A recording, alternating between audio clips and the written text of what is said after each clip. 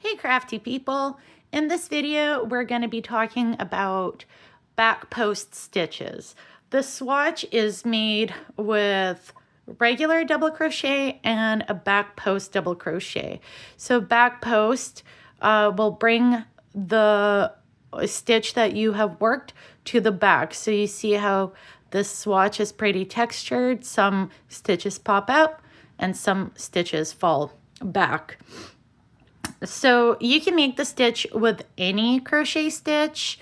It's all about the placement of the hook and where the thread goes. So typically when you work a stitch, you will go into the spot up here under the two loops at the top of a stitch. However, with a back post, you go from the back to the front between the stitch that you're working and the previous stitch.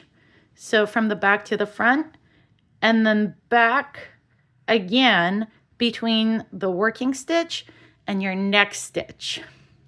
So I've got double crochet, so I'm going to yarn over and bring that all the way up so that we have 3 loops as normally you would with the double crochet, and then yarn over through 2, yarn over through 2.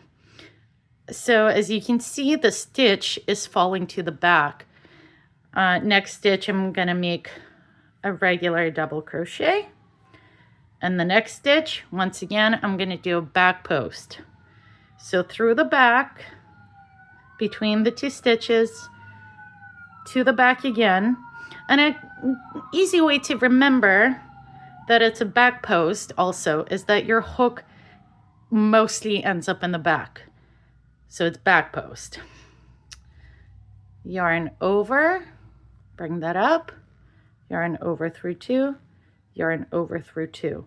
And that is a back post stitch.